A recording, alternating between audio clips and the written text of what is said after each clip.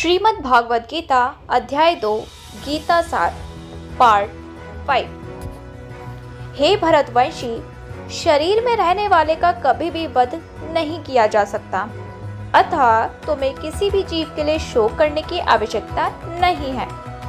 अब भगवान अभिकारी आत्मा विषयक अपना उपदेश समाप्त कर रहे हैं। अमर आत्मा का अनेक प्रकार से वर्णन करते हुए भगवान कृष्ण ने आत्मा को अमर तथा शरीर को नाशवान सिद्ध किया है। क्षत्रिय होने के नाते अर्जुन को इस भय से कि युद्ध में उसके पितामह भीष्म तथा गुरु द्रोण मर जाएंगे, अपने कर्तव्य से विमुख नहीं होना चाहिए। कृष्ण को प्रमाण मानकर भौतिक देह से भिन्न आत्मा का पृथक अस्तित्व स्वीकार करना ही होगा। ये नहीं कि आत्मा जैसी कोई वस्तु नहीं है या कि जीवन के लक्षण रसायनों की अंतःक्रिया के फलस्वरूप एक विशेष अवस्था में प्रकट होती हैं।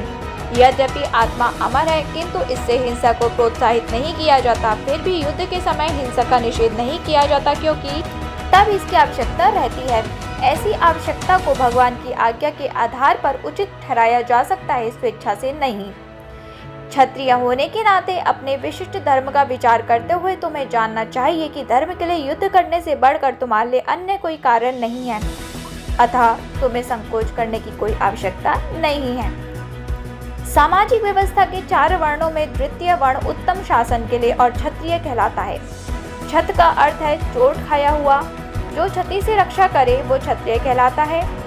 क्षत्रियों को वन में आखेट करने का प्रशिक्षण दिया जाता है। क्षत्रिय जंगल में जाकर शेर को ललकारता और उससे आमने सामने अपनी तलवार से लड़ता था। शेर की मृत्यु होने पर उसकी राजसी ढंग से अंत्येष्टि की जाती थी। आज भी जयपुर रियासत के क्षत्रिय राजा इस प्रथा का पालन करते हैं।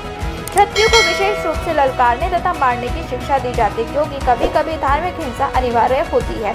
इसलिए क्षत्रियों को सीधे संन्यासाश्रम ग्रहण करने का विधान नहीं है। राजनीति में अहिंसा कूटनीतिक चाल हो सकती है, किंतु ये कभी भी कारण या सिद्धांत नहीं रही। धार्मिक संहिताओं में उल्लेख मिलता है कि युद्ध में विरोधी ईर्ष्यालु राजा से संघर्ष करते हुए मरने वाले राजा या क्षत्रिय को मृत्यु के अनंतर में ही उच्च लोक प्राप्त होते हैं, जिनकी प्राप्ति यज्ञाग्नि में मारे गए पशुओं को होती है।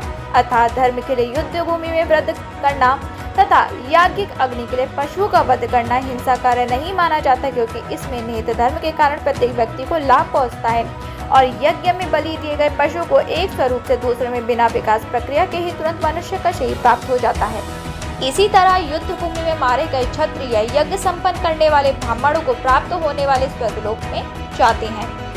सब धर्म से 2 प्रकार का होता है। जब तक मनुष्य मुक्त नहीं हो जाता तब तक मुक्ति प्राप्त करने के लिए धर्म के अनुसार शरीर विशेष के कर्तव्य करने होते हैं। जब वो मुक्त हो जाता है तो उसका विशेष कर्तव्य या सब धर्म आध्यात्मिक हो जाता है और देहात्म बुद्धि में नहीं रहता। जब तक देहात्म बुद्धि है तब तक ब्राह्मणों तथा क्षत्रियों के लिए सर्व धर्म पालन अनिवार्य होता है। सर्व धर्म का विधान भगवान द्वारा होता है, जिसका स्पष्टीकरण 4th अध्याय में किया जाएगा।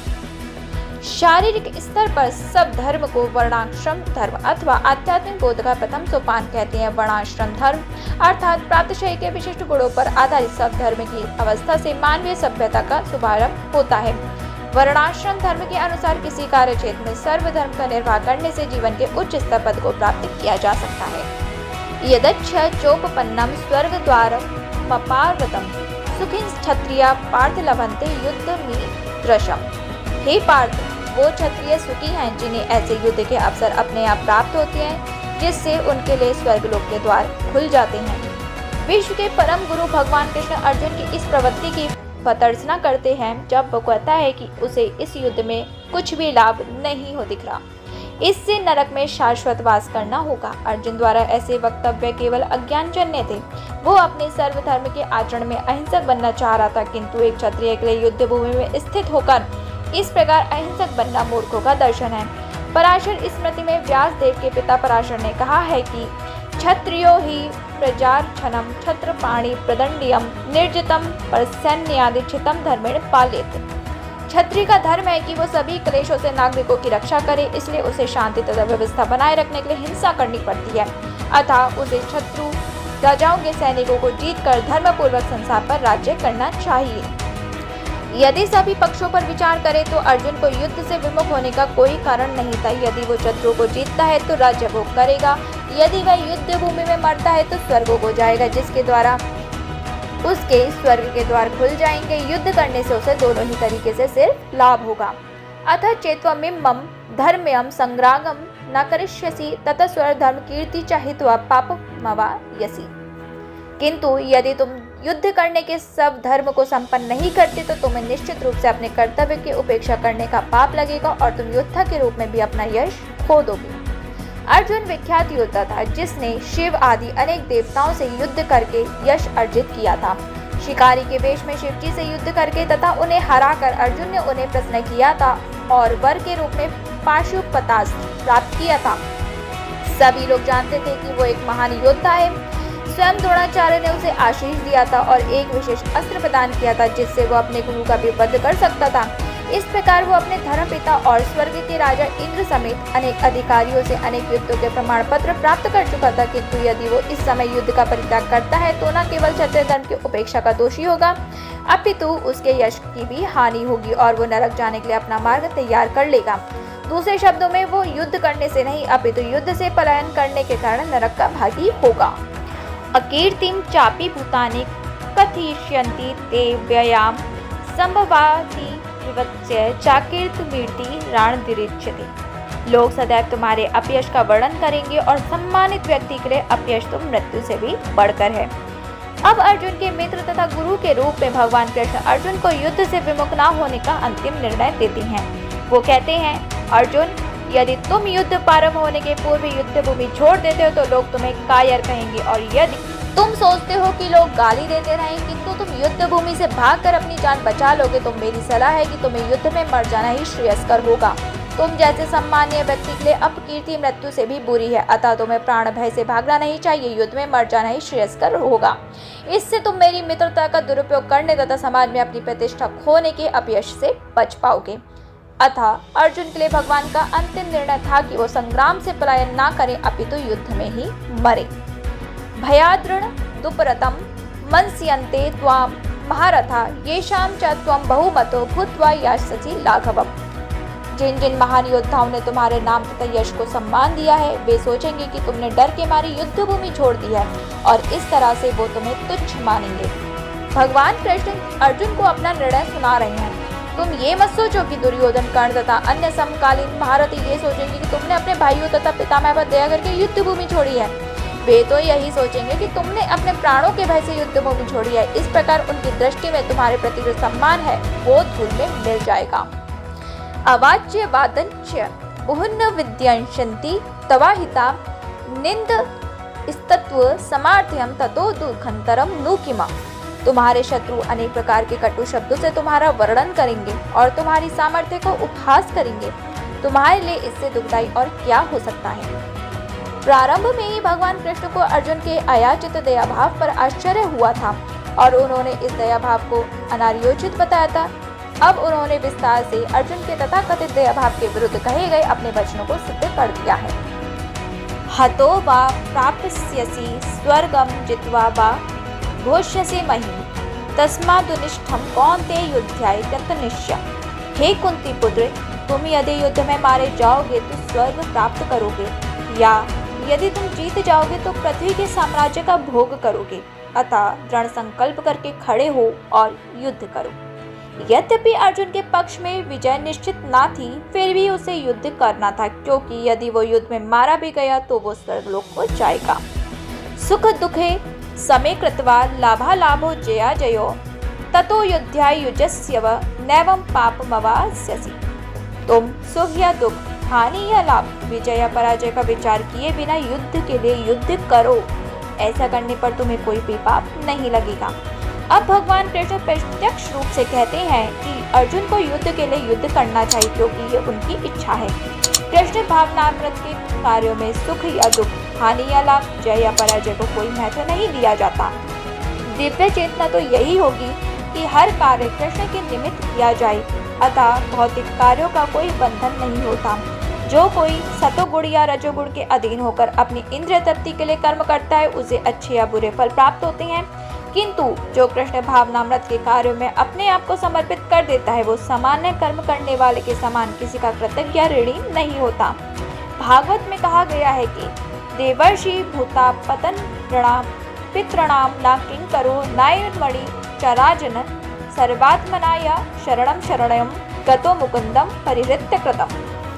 जिसने अन्य समस्त कार्यों को त्याग कर मुकुंद श्री कृष्ण की शरण ग्रहण कर ली है, वो ना तो किसी का ऋणी है और ना किसी का कृतज्ञ, चाहे वो देवता, साधु, सामान्य जन अथवा परिजन, मानव जाति या उसके पितर ही क्यों ना हो। इस श्लोक में कृष्ण ने अर्जुन को अप्रत्यक्ष रूप से किसी का संकेत किया है। इसकी व्याख्या अगले श्लोकों में और भी स्पष्टता से की जाएगी। एषा ते अभिहिता सांख्ये बुद्धिर्यार्गे त्विमा शृणु बुद्ध्या युक्तो यया पार्थ कर्म बंध महाससी। यहाँ मैंने वैश्लेषिक अध्ययन सांख्य द्वारा इस ज्ञान का वर्णन किया है। अब निष्काम भाव से कर्म करना बता रही हूँ, उसे सुनो। हे प्रथापुत्र, तुम यदि ऐसे ज्ञान से कर्म करोगे तो तुम कर्मों के बंधन से अपने को मुक्त कर सकते हो। वैदिक कोश निरुक्ति के अनुसार सांख्य का अर्थ है विस्तार से वस्तु का वर्णन करने वाला, तथा सांख्य उस दर्शन के प्रयुक्त मिलता है जो आत्मा की वास्तविक प्रकृति का वर्णन करता है। और योग का अर्थ है इंद्रियों का निग्रह। अर्जुन का युद्ध न करने का प्रस्ताव इंद्रिय तृप्ति पर आधारित था। वो अपने प्रधान कर्तव्य को भुलाकर युद्ध से दूर रहना चाहता था, क्योंकि उसने ये सोचा कि धृतराष्ट्र के पुत्रों अर्थात अपने बंधु बांधवों को परास्त करके राज्य भोग करने की अपेक्षा अपने संबंधियों तथा स्वजनों को न मारकर वो अधिक सुखी रहेगा। दोनों ही प्रकार से मूल सिद्धांत तो इंद्रिय तृप्ति था। उन्हें जीतने से प्राप्त होने वाला सुख तथा स्वजनों को जीवित देखने का सुख, ये दोनों इंद्रिय तृप्ति के धरातल पर एक हैं, क्योंकि इससे बुद्धि तथा कर्तव्य दोनों का अंत हो जाता है। अतः कृष्ण ने अर्जुन को बताना चाहा कि वो अपने पितामह की शय का वध करके उनके आत्मा को नहीं मारेगा। उन्होंने ये बताया कि उनके सहित सारे जीव शाश्वत प्राणी हैं। वो भूतकाल में प्राणी थे, वर्तमान में भी प्राणी रूप में है और भविष्य में भी प्राणी रहेंगे, क्योंकि हम सब शाश्वत आत्मा हैं। हम विभिन्न प्रकार से केवल अपना शारीरिक परिधान बदलते रहते हैं और इस भौतिक वस्तु के बंधन से मुक्ति के बाद भी हमारी पृथक सत्ता बनी रहती है। भगवान कृष्ण द्वारा आत्मा तथा शरीर का अत्यंत विशद वैश्लेषिक अध्ययन प्रस्तुत किया गया है और निरुक्ति कोश की शब्दावली में इस विशद अध्ययन को यहाँ सांख्य कहा गया है। इस सांख्य का नास्तिक कपिल के सांख्य दर्शन से कोई सरोकार नहीं है। इस नास्तिक कपिल के सांख्य दर्शन से बहुत पहले भगवान कृष्ण के अवतार भगवान कपिल ने अपनी माता देवहूति के समक्ष श्रीमद् भागवत में वास्तविक सांख्य दर्शन पर प्रवचन किया है। उन्होंने स्पष्ट बताया है कि पुरुष या परमेश्वर क्रियाशील हैं और वे प्रकृति पर दृष्टिपात करके सृष्टि की उत्पत्ति करते हैं। इसको वेदों ने तथा गीता ने स्वीकार किया है। वेदों में वर्णन मिलता है कि भगवान ने प्रकृति पर दृष्टिपात किया और उसमें आणविक जीवात्माएं प्रविष्ट कर दी। ये सारे जीव भौतिक जगत में इंद्रिय तृप्ति के लिए कर्म करते रहते हैं और माया के वशीभूत होकर अपने को भोक्ता मानते रहते हैं। इस मानसिकता की चरम सीमा भगवान के साथ सायुज्य प्राप्त करना है। ये माया अथवा इंद्रिय तृप्ति जन्य मोह का अंतिम पाश है और अनेकानेक जन्मों तथा इस तरह इंद्रिय तृप्ति करते हुए कोई महात्मा भगवान कृष्ण यानी वासुदेव की शरण में जाता है, जिससे परम सत्य की खोज पूरी होती है। अर्जुन ने कृष्ण की शरण ग्रहण करके पहले ही उन्हें गुरु रूप में स्वीकार कर लिया है। फलस्वरूप कृष्ण अब उसे बुद्धि योग या कर्मियों की कार्य विधि बताएंगे, जो कृष्ण की इंद्रिय तृप्ति के लिए किया गया भक्ति योग है। यह बुद्धि योग अध्याय 10 के 10वें श्लोक में वर्णित है, जिसमें इसे उन भगवान के साथ प्रत्यक्ष संपर्क बताया गया है जो सबके हृदय में परमात्मा रूप में विद्यमान है, किंतु ऐसा संपर्क भक्ति के बिना संभव नहीं है। अतः जो भगवान की भक्ति या दिव्य प्रेमा भक्ति में या कृष्ण भावनात्मक में स्थित होता है, वही भगवान की विशिष्ट कृपा से बुद्धि योग की अवस्था प्राप्त कर पाता है। अतः भगवान कहते हैं कि जो लोग दिव्य प्रेम वश भक्ति में निरंतर लगे रहते हैं, उन्हीं ही वो भक्ति का विशुद्ध प्रदान करते हैं। इस प्रकार भक्त सरलता से उनके चिदानंदमय धाम में पहुंच सकते हैं।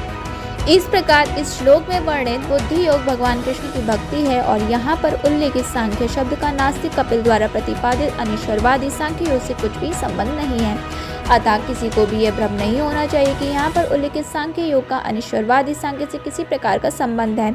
न ही उस समय उसके दर्शन का कोई प्रभाव था, न कृष्ण ने ऐसी ईश्वर विहीन दार्शनिक कल्पना का उल्लेख करने की चिंता की। वास्तविक सांख्य दर्शन का वर्णन भगवान कपिल द्वारा श्रीमद् भागवत में हुआ है, किंतु वर्तमान प्रकरणों में उस सांख्य से कोई भी सरोकार नहीं है। यह सांख्य का अर्थ है शरीर तथा आत्मा का वैश्लेषिक अध्ययन। भगवान कृष्ण ने आत्मा का वैश्लेषिक वर्णन अर्जुन को बुद्धि योग या कर्म योग तक लाने के लिए किया। अतः भगवान कृष्ण का सांख्य तथा भागवत में भगवान कपिल द्वारा वर्णित सांख्य एक ही है। ये दोनों भक्ति योग हैं। भगवान कृष्ण ने कहा है कि केवल अल्पज्ञ ही सांख्य योग तथा भक्ति योग में भेदभाव मानते हैं। निस्संदेह अनिश्वरवादी सांख्य योग का भक्ति योग से कोई संबंध नहीं है, फिर भी बुद्धिहीन व्यक्तियों का दावा है कि भागवत गीता में अनिश्वरवादी सांख्य का ही वर्णन हुआ है। अतः मनुष्य को ये जान लेना चाहिए कि बुद्धि योग का अर्थ कृष्ण भावनामृत में पूर्ण आनंद तथा भक्ति के ज्ञान में कर्म करना है। जो व्यक्ति भगवान की तुष्टि के लिए कर्म करता है, चाहे वो कर्म कितना भी कठिन क्यों ना हो, वो बुद्धि योग के सिद्धांत के अनुसार कार्य करता है और दिव्य आनंद का अनुभव करता है। ऐसी दिव्य व्यस्तता के कारण उसे भगवत कृपा से स्वतः संपूर्ण दिव्य ज्ञान प्राप्त हो जाता है और ज्ञान प्राप्त करने के लिए अतिरिक्त श्रम किए बिना ही उसकी पूर्ण मुक्ति हो जाती है। कृष्ण भावना भावित कर्म तथा फल प्राप्ति की इच्छा से किए गए कर्म में विशेषतः पारिवारिक या भौतिक सुख प्राप्त करने की इंद्रिय तृप्ति के लिए किए गए कर्म में प्रचुर अंतर होता है। अतः बुद्धि योग हमारे द्वारा संपन्न कार्य का दिव्य गुण है। नेहा विक्रम नाशो अस्ति प्रत्यवायो न विद्यते स्वल्पस्य धर्मस्य त्रायते महतु भ्राता। इस प्रयास में ना तो हानि होती है ना ही ह्रास होता है, अपितु इस पथ पर की गई अल्प प्रगति भी महान भय से रक्षा कर सकती है। कर्म का सर्वोच्च दिव्य गुण है। कृष्ण भावनामृत में कर्म या इंद्रिय तृप्ति की आशा न करके कृष्ण के हित में कर्म करना। ऐसे कर्म का लघु आरंभ होने पर भी कोई बाधा नहीं आती है, न कभी इस आरंभ का विनाश होता है। भौतिक स्तर पर प्रयास किए जाने वाले किसी भी कार्य को पूरा करना होता है, अन्यथा सारा प्रयास निष्फल हो जाता है। किंतु कृष्ण भावनामृत में प्रारंभ किए जाने वाला कोई भी कार्य अधूरा रहकर भी स्थायी प्रभाव डालता है। अतः ऐसे कर्म करने वाले को कोई हानि नहीं होती, चाहे ये कर्म अधूरा ही क्यों न रह जाए। यदि कृष्ण भावनामृत का 1% भी कार्य पूरा हुआ हो तो उसका स्थायी फल होता है। अतः अगली बार 2% से शुभारंभ होगा।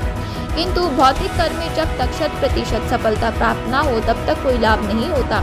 अजामिल ने कृष्ण भावनामृत में अपने कर्तव्य का कुछ ही प्रतिशत पूरा किया था, किंतु भगवान की कृपा से उसे 100% लाभ मिला। इस संबंध में श्रीमद् भागवत में एक अत्यंत सुंदर श्लोक आया है।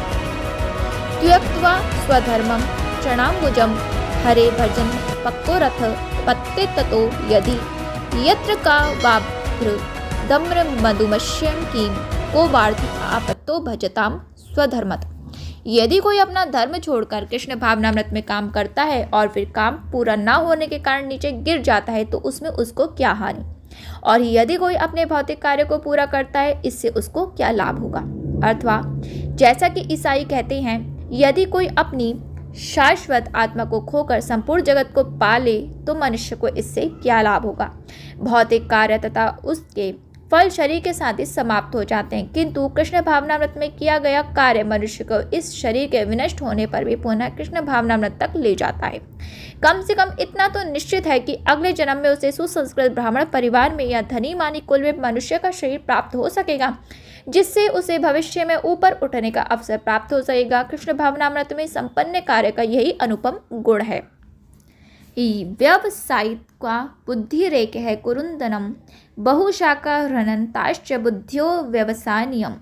जो इस मार्ग पर चलते हैं वो प्रयोजन में दृढ़ रहते हैं और उनका लक्ष्य भी एक होता है। हे कुरुनंदन, जो दृढ़ प्रतिज्ञ नहीं है उनकी बुद्धि अनेक शाखाओं में विभक्त रहती है। ये दृढ़ इच्छा की कृष्ण भावनामृत द्वारा मनुष्य जीवन की सर्वोच्च सिद्धि प्राप्त कर सकेगा। व्यवसायित्म बुद्धि कहलाती है। श्रद्धा शब्दे विश्वास कहे सुदृढ़ निश्चय कृष्ण भक्ति कैले सर्वकम कृत ही है। श्रद्धा का अर्थ है किसी अलौकिक वस्तु में अटूट विश्वास। जब कोई कृष्ण भावनामृत में लगा होता है तो उसे परिवार, मानवता या राष्ट्र से बंध कर कार्य करने की आवश्यकता नहीं होती। पूर्व में किए गए शुभ अशुभ कर्मों के फल ही उसे सकाम कर्मों में लगाते हैं। जब कोई कृष्ण भावनामृत में संलग्न हो तो उसे अपने कार्यों के शुभ फल के लिए प्रयत्नशील नहीं रहना चाहिए। जब कोई कृष्ण भावनामृत में लीन होता है तो उसके सारे कार्य आध्यात्मिक धरातल पर होते हैं, क्योंकि उनमें अच्छे तथा बुरे का द्वैत नहीं रह जाता। कृष्ण भावनामृत की सर्वोच्च सिद्धि देहात्म बुद्धि का त्याग है। कृष्ण भावनामृत की प्रगति के साथ क्रमशः ये अवस्था स्वतः प्राप्त हो जाती है। कृष्ण भावनामृत व्यक्ति का दृढ़ निश्चय ज्ञान पर आधारित है। वासुदेव सर्वम इति स महात्मा सुदुर्लभम। कृष्ण भावना भावित व्यक्ति अत्यंत दुर्लभ जीव है, जो भली भांति जानता है कि वासुदेव या कृष्ण समस्त प्रकट कारणों के मूल कारण है। जिस प्रकार वृक्ष की जड़ सींचने पर स्वतः पत्तियों तथा टहनियों में जल पहुंच जाता है, उसी तरह कृष्ण भावना भावित होने पर प्रत्येक मनुष्य प्राणी की अर्थात अपनी पारिवारिक, समाज की, मानवता की सर्वोच्च सेवा कर सकता है। यदि मनुष्य के कर्मों से कृष्ण प्रसन्न हो जाए तो प्रत्येक व्यक्ति संतुष्ट होगा, किंतु कृष्ण भावनामृत में सेवा गुरु के समर्थ निर्देशन में ही ठीक से हो पाती है, क्योंकि गुरु कृष्ण का प्रामाणिक प्रतिनिधि होता है जो शिष्य के स्वभाव से परिचित होता है और उसे कृष्ण भावनामृत की दिशा में कार्य करने के लिए मार्ग दिखा सकता है। अतः कृष्ण भावनामृत में दक्ष होने के लिए मनुष्य को दृढ़ता से कर्म करना होगा और कृष्ण के प्रतिनिधि की आज्ञा का पालन करना होगा। उसे गुरु के उपदेशों को जीवन का लक्ष्य मान लेना होगा। श्री विश्वनाथ चक्रवर्ती ठाकुर ने गुरु के प्रसिद्ध प्रार्थना में उपदेश दिया है, यस्य प्रसादाद भगवत प्रसादो यस्य प्रसादान्न गति कुतो अपि ध्यायेनस्तुवं यशस्विनध्यं वंदे गुरु श्री चरणाविंदम। गुरु की तुष्टि से भगवान भी प्रसन्न होते हैं। गुरु को प्रसन्न किए बिना कृष्ण भावनामृत के स्तर तक पहुंच पाने की कोई संभावना नहीं होती। अतः मुझे उनका चिंतन करना चाहिए और दिन में 3 बार उनकी कृपा की याचना करनी चाहिए और अपने गुरु को सादर नमस्कार करना चाहिए। किंतु ये संपूर्ण पद्धति देहात्म बुद्धि से पर है, सैद्धांतिक रूप में नहीं वरन व्यवहारिक रूप में पूर्ण आत्मज्ञान पर निर्भर करती है। जब सकाम कर्मों से इंद्रिय तृप्ति की कोई संभावना नहीं रहती, जिनका मन दृढ़ नहीं होता, वही विभिन्न सकाम कर्मों की आकर्षित होता है। यामिमां पुष्पितां वाचं प्रवदन्त विप्रशितं वेदवादरता पार्थ नान्यत स्थिति वादिना कामात्माना स्वर्गपराजन कर्म फलप्रदान क्रिया विश्लेष बहुलां भोगैश्च गतिं प्रति। अल्पज्ञानी मनुष्य वेदों के उन अलंकारिक शब्दों के प्रति अत्यधिक आसक्त रहते हैं जो स्वर्ग की प्राप्ति, अच्छे जन्म, शक्ति इत्यादि के लिए विविध सकाम कर्म करने की संतुष्टि करती हैं। इंद्रिय तृप्ति तथा ऐश्वर्यमय जीवन की अभिलाषा के कारण वो कहते हैं कि इससे बढ़कर और कुछ नहीं है। साधारणतः सब लोग अत्यंत बुद्धिमान नहीं होते और वे अज्ञान के कारण वेदों के कर्मकांड भाग में बताए गए सकाम कर्मों के प्रति अत्यधिक आसक्त रहती हैं। वो स्वर्गमय जीवन का आनंद उठाने के लिए इंद्रिय तृप्ति कराने वाले प्रस्तावों से अधिक और कुछ नहीं चाहते, जहाँ मदिरा तथा तरोड़ियां उपलब्ध हैं और भौतिक ऐश्वर्य सर्व सामान्य है। वेदों में स्वर्ग पहुंचने के लिए अनेक यज्ञों की संस्तुति है, जिनमें ज्योतिषमय यज्ञ प्रमुख है। वास्तव में वेदों में कहा गया है कि जो स्वर्ग जाना चाहता है उसे ही यज्ञ संपन्न करने चाहिए और अल्पज्ञानी पुरुष सोचते हैं कि वैदिक ज्ञान का सारा अभिप्राय इतना ही है।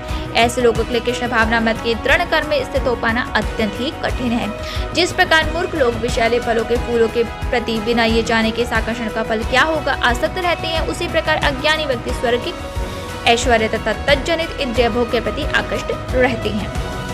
वेदों के कर्मकांड भाग में कहा गया है कि अपाम सोमरता अभूम तथा अक्षयम हवै चातुर्मासे याजित सुकृतम भवति। दूसरे शब्दों में जो लोग चातुर्मास तप करते हैं वो अमर तथा सुखी रहने के लिए सोम रस पीने के अधिकारी हो जाते हैं। यहाँ तक कि इस पृथ्वी में भी कुछ लोग सोम रस के अत्यंत इच्छुक रहते हैं, जिससे वो बलवान बने और इंद्रिय तृप्ति का सुख पाने में समर्थ हो। ऐसे लोगों को भव बंधन से मुक्ति में कोई श्रद्धा नहीं होती और वे वैदिक यज्ञों की तड़प भड़क में विशेष आसक्त रहते हैं। वो सामान्यतः विषयी होते हैं और जीवन में स्वर्गिक आनंद के अतिरिक्त और कुछ नहीं चाहते। कहा जाता है कि स्वर्ग में नंदन कानन नामक अनेक उद्यान हैं, जिनमें दैवी सुंदरियों का संग तथा प्रचुर मात्रा में सोमरस उपलब्ध रहता है। ऐसा शारीरिक सुख निसंदेह विषय है। अतः ये लोग वे हैं जो भौतिक जगत के स्वामी बनकर ऐसे भौतिक अस्थायी युग के प्रति आसक्त रहते हैं। भोगैश्वस्पस्कना त्याह प्रत्यय चेतसाम व्यवसायिकमा बुद्धि समाधो न बधीते। जो लोग इंद्रिय भोग तथा भौतिक ऐश्वर्य के प्रति अत्यधिक आसक्त होने से ऐसी वस्तु से मोहग्रस्त हो जाते हैं, उनके मनों में भगवान के प्रति भक्ति का दृढ़ निश्चय नहीं होता। समाधि का अर्थ है स्थिर मन। वैदिक शब्दकोश निरुक्ति के अनुसार सम्यक अधीयस्ते इसमिन तवस्याथतम। जब मन आत्मा को समझने में स्थिर रहता है तो उसे समाधि कहते हैं। जो लोग इंद्रिय भोग में रुचि रखते हैं अथवा जो ऐसी शैक्षणिक वस्तुओं से मोहग्रस्त हैं, उनके लिए समाधि कभी भी संभव नहीं है। माया के चक्कर में पड़कर वो न्यूनाधिक पतन को प्राप्त होते हैं। त्रैगुण्य विषया वेदा निस्त्रैगुण्यो भावार्जुना निर्द्वंदो नित्य स्वततो नियुर्ग क्षमा आत्मवाना। वेदों में मुख्यतः प्रकृति के तीनों गुणों का वर्णन हुआ है। हे अर्जुन, इन तीनों गुणों से ऊपर उठो, समस्त द्वैत्यों और लाभ तथा सुरक्षा की सारी चिंताओं से मुक्त होकर आत्मपरायण बनो। सारे भौतिक कार्यों में प्रकृति के तीनों गुणों की क्रियाएं तथा प्रतिक्रियाएं निहित होती हैं। इनका उद्देश्य कर्म फल होता है जो भौतिक जगत में बंधन का कारण है। वेदों में मुख्यतः सकाम कर्मों का वर्णन है, जिससे सामान्य जन क्रमशः इंद्रिय तृप्ति के क्षेत्र से उठकर आध्यात्मिक धरातल तक पहुंच सके। कृष्ण अपने शिष्य तथा मित्र के रूप में अर्जुन को सलाह देते हैं कि वो वेदांत दर्शन के आध्यात्मिक पथ तक ऊपर उठे, जिसका प्रारंभ ब्रह्म जिज्ञासा अथवा परम आध्यात्मिकता पर प्रश्नों से होता है। इस भौतिक जगत के सारे प्राणी अपने अस्तित्व के लिए कठिन संघर्ष करते रहते हैं। उनके लिए भगवान ने इस भौतिक जगत की सृष्टि करने के पश्चात वैदिक ज्ञान प्रदान किया, जो जीवन यापन तथा भव बंधन से छूटने का उपदेश देता है।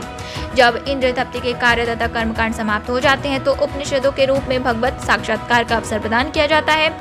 ये उपनिषद विभिन्न वेदों के अंश हैं, उसी प्रकार जैसे भगवत गीता पंचम वेद महाभारत का एक अंग है। उपनिषदों से आध्यात्मिक जीवन का शुभारंभ होता है। जब तक भौतिक शरीर का अस्तित्व है तब तक भौतिक गुणों की क्रियाएं प्रतिक्रियाएं होती रहती हैं। मनुष्य को चाहिए कि सुख दुख या शीत ग्रीष्म जैसी देवताओं को सहन करना सीखे और इस प्रकार हानि तथा लाभ की चिंता से मुक्त हो जाए। जब मनुष्य कृष्ण की इच्छा पर पूर्णतः आश्रित होता है तो वो दिव्य अवस्था प्राप्त होती है। यावान अर्थ उदपाने सर्वद समलु तोदके तवांस वर्षेषु वेदेषु ब्राह्मणस्य विजानता। एक छोटे से कूप का सारा कार्य एक विशाल जलाशय से तुरंत पूरा हो जाता है। इसी प्रकार वेदों के आंतरिक तात्पर्य जानने वाले को उनके सारे प्रयोजन सिद्ध हो जाते हैं। वेदों के कर्मकांड विभाग में वर्ण अनुष्ठानों एवं यज्ञों का ध्येय आत्म साक्षात्कार के क्रमिक विकास को प्रोत्साहित करना है और आत्म साक्षात्कार का ध्येय भगवत गीता के 15वें अध्याय में किया गया है। वेद अध्याय का ध्येय जगत के आदि कारण भगवान कृष्ण को जानना है। अतः आत्म साक्षात्कार का अर्थ है कृष्ण को तथा उनके साथ अपने शाश्वत संबंध को समझना। कृष्ण के साथ जीवों के संबंध का भी उल्लेख भगवत गीता के 15वें अध्याय में हुआ है। जीवात्माएं भगवान के अंश स्वरूप है, अतः प्रत्येक जीव द्वारा कृष्ण भावनामृत को जागृत करना वैदिक ज्ञान की सर्वोच्च पूर्णावस्था है। श्रीमद् भागवत में इसकी पुष्टि इस प्रकार हुई है। अहो बद श्वपश्चोतो गरीयान युज्जीर्वहागे वर्तते नाम तुभ्यम तपु इस्तपस्ते जुहुवा स्तुनुकुरार्या ब्रह्मानुरुचुनाम गृणन्ति यते। हे प्रभु, आपके पवित्र नाम का जाप करने वाला भले ही चांडाल जैसे निम्न परिवार में क्यों न उत्पन्न हुआ हो, किंतु वो आत्म साक्षात्कार के सर्वोच्च पद पर स्थित होता है। ऐसा व्यक्ति अवश्य ही वैदिक अनुष्ठानों के अनुसार सारी तपस्या संपन्न किए होता है और अनेकानेक बार तीर्थ स्थानों में स्नान करके वेदों का अध्ययन किए होता है। ऐसा व्यक्ति आर्य कुल में सर्वश्रेष्ठ माना जाता है। अतः मनुष्य को इतना बुद्धिमान तो होना ही चाहिए कि केवल अनुष्ठानों के प्रति आसक्त न रहकर वेदों के उद्देश्य को समझे और अधिकाधिक इंद्रिय तृप्ति के लिए ही स्वर्गलोक जाने की कामना ना करे। इस युग में सामान्य व्यक्ति के लिए ना तो वैदिक अनुष्ठानों के समस्त विधि विधानों का पालन करना संभव है और न ही सारे वेदांत तथा उपनिषदों का सर्वांग अध्ययन कर पाना सहज है। वेदों के उद्देश्य को संपन्न करने के लिए प्रचुर समय, शक्ति, ज्ञान तथा साधन की आवश्यकता होती है। इस युग में ऐसा कर पाना संभव नहीं है, किंतु वैदिक संस्कृति का परम लक्ष्य भगवान नाम कीर्तन द्वारा प्राप्त हो जाता है, जिसकी संस्तुति पतित आत्माओं के उद्धारक भगवान चैतन्य द्वारा हुई है।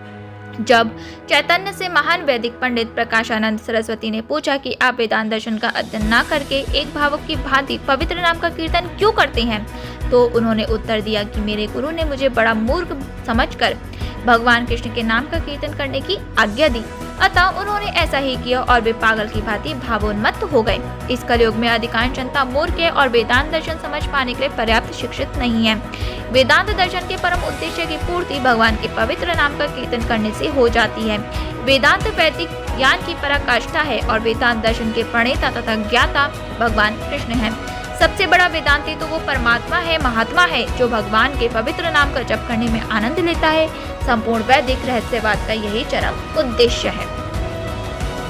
कर्मण्येऽधिकारस्ते मा फलेषु कदाचन मा कर्मफल हेतुर्भूमा ते संगो सत्व कर्मणि। तुम्हें अपना कर्म करने का अधिकार है, किंतु कर्म के फलों के तुम अधिकारी नहीं हो। तुम ना तो कभी अपने आप को अपने कर्मों के फलों का कारण मानो, ना ही कर्म ना करने में कभी आसक्त हो। यहाँ पर 3 विचारणीय बातें हैं: कर्म, विकर्म तथा अकर्म। कर्म वो कार्य है जिनका आदेश प्रकृति के गुणों के रूप में प्राप्त किया जाता है। अधिकारी की सम्मति के बिना किए गए कर्म विकर्म कहलाते हैं और अकर्म का अर्थ है अपने कर्मों को ना करना। भगवान ने अर्जुन को उपदेश दिया कि वो निष्क्रिय ना हो, अपितु फल के प्रति आसक्त हुए बिना अपना कर्म करे। कर्म फल के प्रति आसक्त रहने वाला भी कर्म का कारण है। इस तरह ऐसे कर्म फलों का भोक्ता होता है। जहाँ तक निर्धारित कर्मों का संबंध है तो वो 3 उपछेदों के हो सकते हैं: यथा नित्य कर्म, आपातकालीन कर्म तथा इच्छित कर्म। नित्य कर्म फल की इच्छा बिना शास्त्रों के निर्देशानुसार सतोगुण में रहकर किए जाते हैं। फल युक्त कर्म बंधन के कारण बनते हैं, अतः ऐसे कर्म अशुभ हैं। हर व्यक्ति को अपने कर्म पर अधिकार है, किंतु उसे फल से अनासक्त होकर कर्म करना चाहिए। ऐसे निष्काम कर्म निस्संदेह मुक्ति पथ की ओर ले जाने वाले हैं। अतएव भगवान ने अर्जुन को फलासक्ति रहित होकर कर्म के रूप में युद्ध करने की आज्ञा दी। उसका युद्ध विमुख होना आसक्ति का दूसरा पहलू है। ऐसी आसक्ति से कभी मुक्ति पथ की प्राप्ति नहीं हो पाती। आसक्ति चाहे स्वीकारात्मक हो या निषेधात्मक, वो बंधन का कारण है। अकर्म पापमय है, अतः कर्तव्य के रूप में युद्ध करना ही अर्जुन के लिए मुक्ति का एकमात्र कल्याणकारी मार्ग था। योगस्थ कुरु कर्माणि संग त्यक्त्वा धनंजय सिद्ध्य सिद्ध्यो समो भूत्वा समत्वम योग उच्यते। हे अर्जुन, जय अथवा पराजय की समस्त आसक्ति त्याग कर संभाव से अपना कर्म करो, ऐसी समता योग कहलाती है। कृष्ण अर्जुन से कहते हैं कि वो योग में स्थित होकर कर्म करे। और योग है क्या? योग का अर्थ है सदैव चंचल रहने वाली इंद्रियों को वश में रखते हुए परम तत्व में मन को एकाग्र करना। और परम तत्व कौन है? भगवान ही परम तत्व है। और क्योंकि वो स्वयं अर्जुन को युद्ध करने के लिए कह रहे हैं, तो अर्जुन को युद्ध के फल से कोई सरोकार नहीं है। जय या पराजय कृष्ण के लिए विचारणीय है। अर्जुन को तो बस श्री कृष्ण के निर्देशानुसार कर्म करना है। कृष्ण के निर्देश का पालन ही वास्तविक योग है और इसका अभ्यास कृष्ण भावनामृत नामक विधि द्वारा किया जाता है। एकमात्र कृष्ण भावनामृत के माध्यम से ही स्वामित्व भाव का परित्याग किया जा सकता है। इसके लिए उसे कृष्ण का दास या उनके दासों का दास बनना होता है। कृष्ण भावनामृत में कर्म करने की यही एक विधि है जिससे योग में स्थित होकर कर्म किया जा सकता है। अर्जुन क्षत्रिय है, अतः वो वर्णाश्रम धर्म का अनुयायी है। विष्णु पुराण में कहा गया है कि वर्णाश्रम धर्म का एकमात्र उद्देश्य विष्णु को प्रसन्न करना है। सांसारिक नियम यह है कि लोग पहले अपनी तुष्टि करते हैं, किंतु यहाँ तो अपने को तुष्ट न करके कृष्ण को तुष्ट करना है। अतः कृष्ण को तुष्ट किए बिना कोई वर्णाश्रम धर्म का पालन कर भी नहीं सकता। यहाँ पर परोक्ष रूप से अर्जुन को कृष्ण द्वारा बताई गई विधि के अनुसार कर्म करने का आदेश है। इस पार्ट को हम यहीं समाप्त करते हैं और आगे के एपिसोड में हम कंटिन्यू करेंगे आगे। तो दोस्तों प्लीज़ चैनल को सब्सक्राइब कर लेना, लाइक करो, शेयर करो और कमेंट में जो आपका मन हो, जो आप अगली सीरीज चाहते हो, लिखना बिल्कुल मत भूलना। मैं चलती हूँ, राधे राधे। और हाँ दोस्तों, इस एनिमल्स को फीड कराना बिल्कुल मत भूलिएगा। मैं भी कराती हूँ और आप भी कराइए। Bye bye.